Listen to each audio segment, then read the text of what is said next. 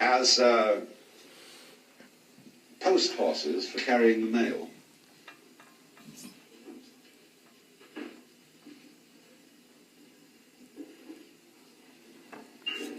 We must recognize then that money is a pure abstraction.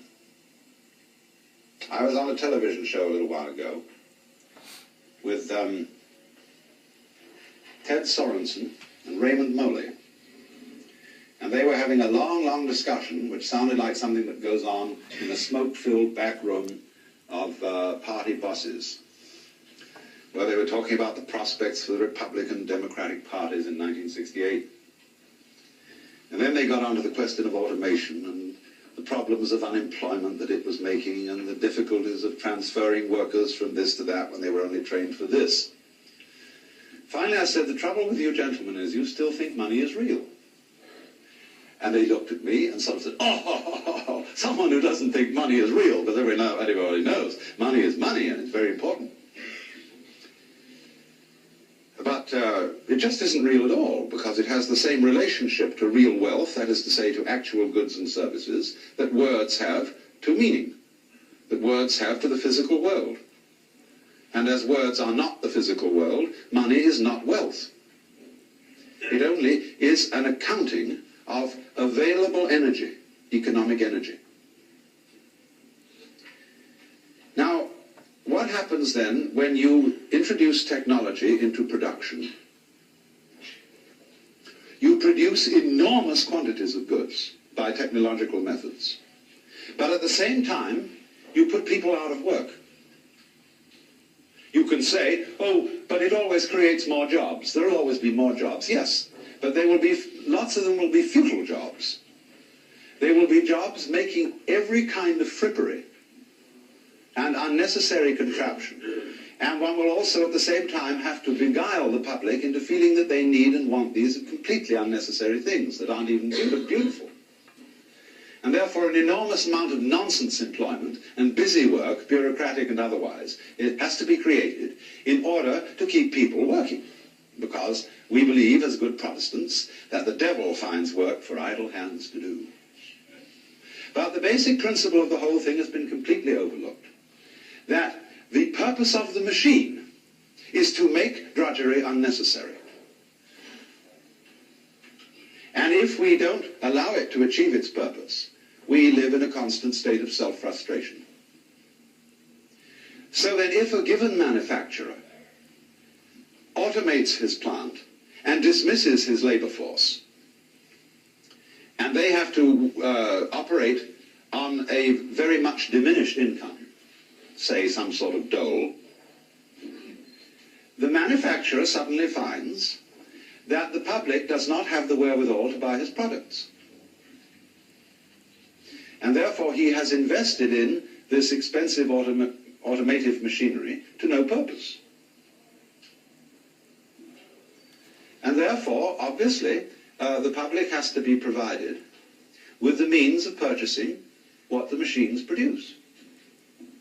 People say, that's not fair. Where's the money going to come from? Who's going to pay for it? The answer is the machine. The machine pays for it. Because the machine works for the manufacturer and for the community. This is not saying, you see, that this is not the statist communist idea that you expropriate the manufacturer and say you can't own and run this factory anymore, it is owned by the government. It is only saying that the government or the people have to be responsible for issuing to themselves sufficient credit to circulate the goods they are producing and have to balance the measuring standard of money with the gross national product. That means that taxation is obsolete, completely obsolete. It ought to go the other way. Theobald points out that every individual should be assured of a minimum income. Now you see, that absolutely horrifies most people.